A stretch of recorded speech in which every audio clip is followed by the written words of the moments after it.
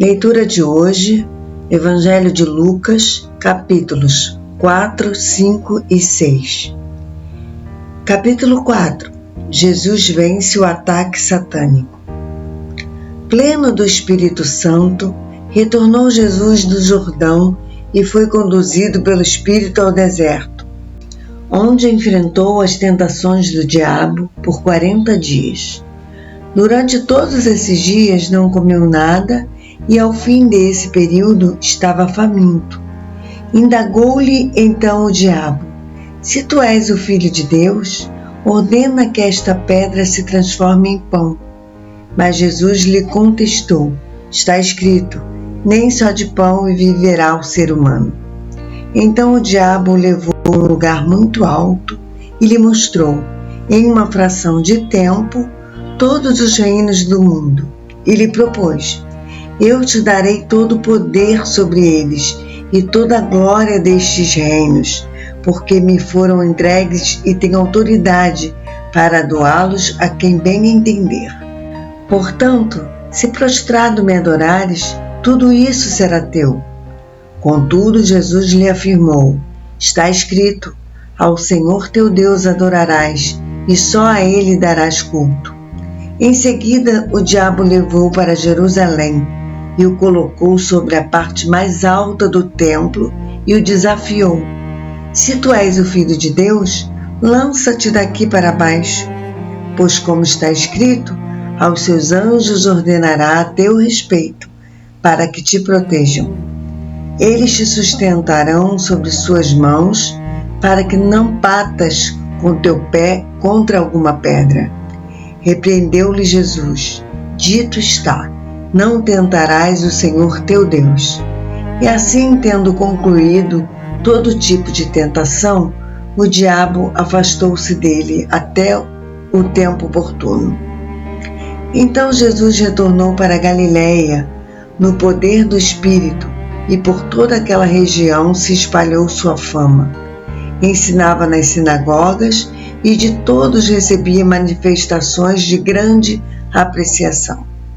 Jesus viajou para Nazaré, onde havia sido criado, e conforme seu costume, num dia de sábado entrou na sinagoga e posicionou-se em pé para fazer a leitura. Foi-lhe entregue o livro do profeta Isaías. Desenrolou-o, achou o lugar onde está escrito: o Espírito do Senhor está sobre mim, porque me ungiu para pregar o Evangelho aos pobres. Ele me enviou para proclamar a libertação dos aprisionados e a recuperação da vista aos cegos, para restituir a liberdade aos oprimidos e promulgar a época da graça do Senhor. Em seguida, enrolou novamente o livro, devolveu-o ao assistente e assentou-se. E na sinagoga, todos estavam com os olhos fixos em sua pessoa. Então ele começou a pregar-lhes: hoje se cumpriu a escritura que acabais de ouvir. E todos exclamavam maravilhas sobre ele e estavam admirados com as palavras de graça que saíam dos seus lábios. Mas questionavam entre si: não é este o filho de José? No entanto, Jesus lhes replicou: com toda certeza citareis a mim o conhecido provérbio: médico, cura-te a ti mesmo. Faz aqui em tua terra o que soubemos que fizestes em Cafarnaum. E continuou a falar Jesus: realmente vos afirmo, nenhum profeta é bem recebido em sua própria terra. No tempo de Elias, posso lhes afirmar com certeza que havia muitas viúvas em Israel, quando o céu foi fechado por 3 anos e meio, e grande fome ocorreu em toda a terra. Contudo, Elias não foi mandado a nenhuma delas, senão somente a uma viúva de Serepta, na região de Sidom. Assim também, no tempo do profeta Eliseu, havia muitos leprosos em Israel, mas nenhum deles foi purificado, a não ser Naamã, o sírio.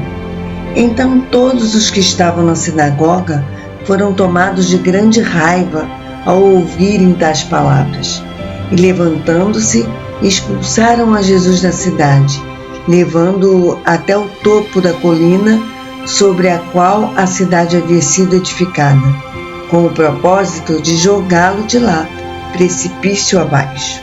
Todavia, Jesus passou por entre eles e seguiu o seu caminho. Então Jesus desceu para Cafarnaum, cidade da Galileia, e no outro sábado começou a ensinar o povo. E todos ficavam deslumbrados com o seu ensino, pois que sua palavra era ministrada com autoridade. Entre mentes, na sinagoga, havia um homem possesso de demônio, ou seja, de um espírito imundo, que berrou com toda a força: "Ah, que tu queres conosco, Jesus de Nazaré? Vieste destruir a nós? Sei bem quem tu és, o Santo de Deus." Mas Jesus o repreendeu, ordenando: "Fica quieto e sai deste homem." Imediatamente o demônio jogou o homem no chão, perante todos, e saiu dele sem o ferir. Todas as pessoas ficaram maravilhadas e diziam umas às outras: "Que palavra é esta? Pois até os espíritos demoníacos ele dá ordens com autoridade e poder, e eles se vão." E as notícias a respeito de Jesus se espalhavam por todas as regiões vizinhas. Saindo da sinagoga, dirigiu-se Jesus à casa de Simão. A sogra de Simão estava atormentada, ardendo em febre, e rogaram a Jesus que a ajudassem de alguma forma. Estando ele em pé, próximo a ela, inclinou-se e repreendeu aquela febre, que no mesmo instante a deixou. Ela rapidamente se levantou e passou a servi-los. Ao cair da tarde, o povo trouxe à presença de Jesus todos os que tinham diversos tipos de doenças, e ele os curou, impondo suas mãos sobre cada um deles. Além disso, de várias pessoas saíam demônios gritando: "Tu és o Filho de Deus!"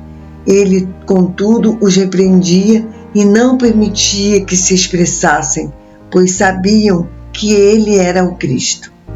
Ao raiar do dia, Jesus foi para um lugar solitário. De outro lado, as multidões o procuravam. E assim que conseguiram chegar ao local onde ele estava, suplicaram para que não as deixasse. Contudo, ele ponderou: "É necessário que eu anuncie também as boas novas do reino de Deus em outras cidades, pois precisamente para isso fui enviado." E assim prosseguia pregando pelas sinagogas de Judá. Lucas capítulo 5. Jesus convoca seus discípulos. E aconteceu que num determinado dia, Jesus estava próximo ao lago de Genezaré, e uma multidão o espremia de todos os lados para ouvir a palavra de Deus. Ele observou junto à beira do lago 2 barcos, deixados ali pelos pescadores, que, havendo desembarcado, cuidavam de lavar suas redes. Então entrou num dos barcos, o que pertencia a Simão, e lhe solicitou que o afastasse um pouco da praia. E, assentando-se do barco, ensinava o povo. Assim que acabou de ministrar, dirigiu-se a Simão e aos demais e lhes pediu: "Ide para onde as águas são mais profundas e lançai as vossas redes para a pesca." Ao que lhe replicou Simão: "Mestre, tendo trabalhado durante a noite toda, não pegamos nada. Todavia, confiando em tua palavra, lançarei as redes." Assim procederam e pegaram enorme quantidade de peixes, tanto que as redes começaram a se romper. Por esse motivo, acenaram aos seus amigos no outro barco, para que viessem ajudá-los. Eles chegaram e lotaram ambos os barcos, a ponto de começarem a afundar. Diante de tamanho evento, Simão se prostrou aos pés de Jesus e declarou: "Afasta-te de mim, Senhor, pois sou homem pecador." porquanto eles e seus companheiros estavam maravilhados com a pesca que haviam realizado.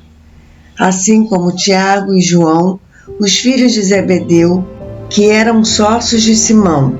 Todavia, Jesus revela a Simão: não tenhas medo, a partir deste momento, tu serás um pescador de vidas humanas. Então eles arrastaram seus barcos para a praia, renunciaram a todas as coisas e seguiram a Jesus. Estando Jesus em uma das cidades, eis que um homem coberto de lepra veio em sua direção. Assim que contemplou a Jesus, ajoelhou-se e, colocando o rosto rente ao chão, suplicou-lhe: Senhor, se for da tua vontade, sei que podes me purificar. Jesus estendeu a mão, tocou nele e proferiu: quero, ser purificado.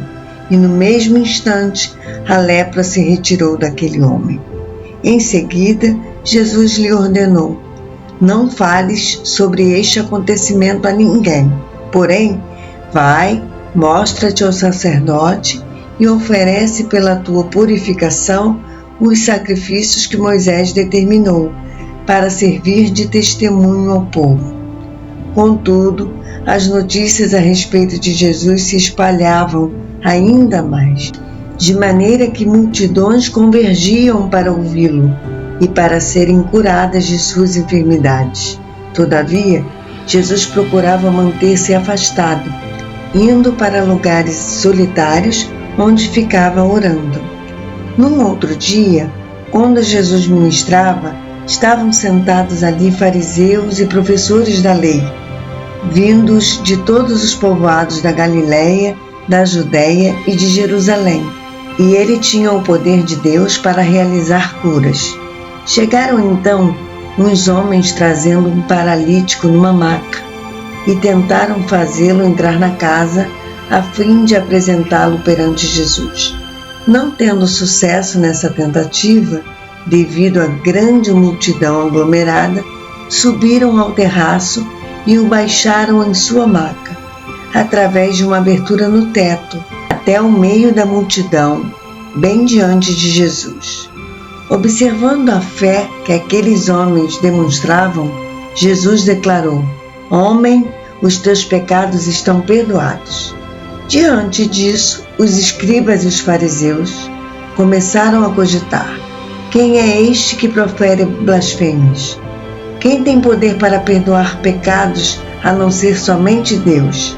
Jesus, entretanto, tendo pleno discernimento do que estavam pensando, questionou-lhes: que censurais em vossos corações? Que é mais fácil declarar: os teus pecados estão perdoados, ou levanta-te e anda? Todavia, para que vos certifiqueis de que o Filho do Homem tem na terra autoridade para perdoar pecados, dirigindo-se ao paralítico, declarou: eu te ordeno, levanta-te, pega a tua maca e vai para casa. Então, naquele mesmo instante, o homem se levantou diante de todos os presentes, pegou a maca em que estivera prostrado e correu para casa louvando e bendizendo a Deus. E todos ficaram estupefatos e glorificavam a Deus, e tomados de grande temor, exclamavam: hoje vimos grandes prodígios. Passados estes eventos, saindo Jesus, encontrou-se com um publicano chamado Levi, sentado à mesa da coletoria, e o convocou: segue-me. Levi levantou-se, abandonou tudo e seguiu a Jesus. Então Levi ofereceu a Jesus uma grande festa em sua casa, e uma multidão de publicanos e de outras pessoas estava à mesa comendo com eles. Os fariseus e seus escribas reclamaram dos discípulos de Jesus: por que comeis e bebeis com os publicanos e pecadores? Ao que Jesus lhes ponderou: os que têm saúde não precisam de médico, mas sim os enfermos. Eu não vim para convocar os justos, mas sim para chamar os pecadores ao arrependimento. Em seguida, eles lhe observaram: os discípulos de João jejuam e oram com grande frequência, assim como os discípulos dos fariseus. No entanto, os teus vivem comendo e bebendo. Jesus então lhes propôs: podeis fazer jejuar os convidados para o casamento, enquanto está com eles o próprio noivo? Contudo, dias virão em que lhes será tirado o noivo. Naqueles dias verdadeiramente jejuarão. E lhes acrescentou esta parábola para pensar: ninguém tira um remendo de roupa nova e o costura sobre roupa velha. Se o fizer, certamente estragará a roupa nova, e além disso, o remendo novo jamais se ajustará à velha roupa. Da mesma maneira, não há alguém que coloque vinho novo em recipiente de couro velho. Ora, se o fizer, o vinho novo, ao fermentar, arrebentará o recipiente, se derramará e danificará o recipiente onde fora colocado. Ao contrário, o vinho novo deve ser posto em um recipiente de couro novo, pois pessoa alguma, depois de beber o vinho velho, prefere o novo, porquanto se diz: o vinho velho é bom o suficiente. Lucas 6. Jesus é o Senhor do sábado. Em um certo dia de sábado, enquanto Jesus caminhava pelos campos, onde se plantavam cereais, seus discípulos começaram a colher e a debulhar espigas com as mãos, e se alimentavam dos grãos. Foi quando alguns dos fariseus os inquiriram: por que fazeis o que não é permitido durante o sábado? Então Jesus os questionou: nem ao menos tendes lido o que fez Davi quando teve fome, ele e os seus companheiros?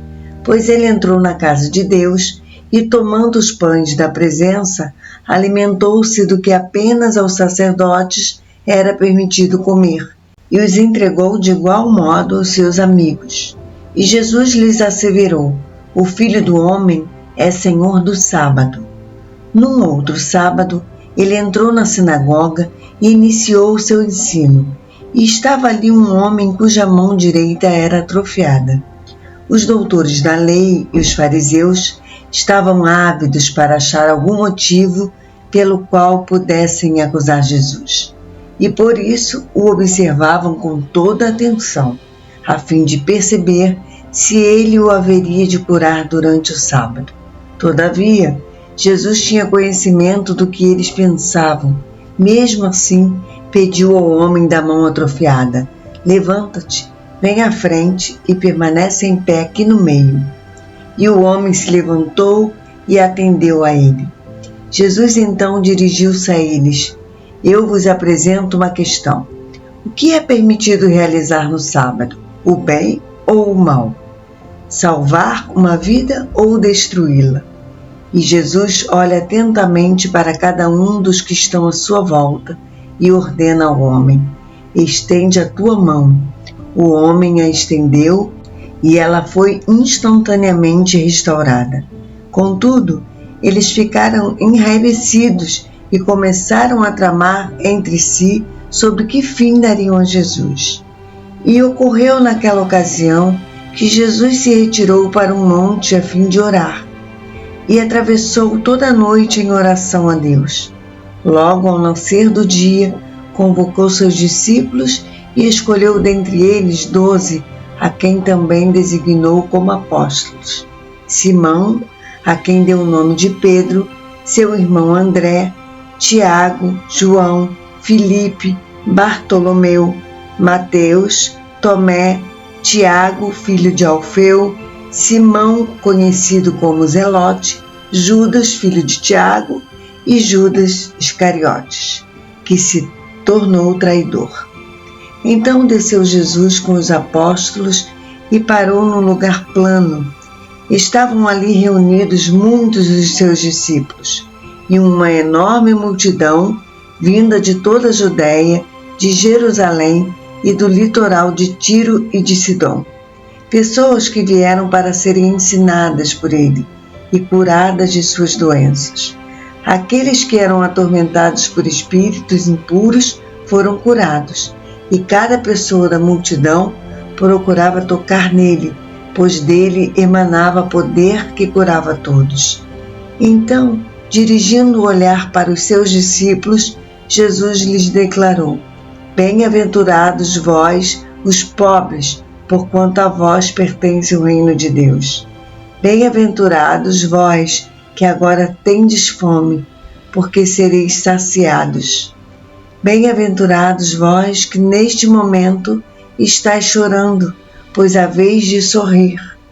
Bem-aventurados sois quando as pessoas vos odiarem, vos expulsarem do convívio delas, vos insultarem e excluírem vosso nome, julgando-o execrável por causa do Filho do Homem. Regozijai-vos nesse dia e saltai de alegria, porquanto imensa é a vossa recompensa no céu, pois da mesma maneira os seus antepassados agiram contra os profetas. Porém, ai de vós, os ricos, pois já ganharam toda a vossa consolação.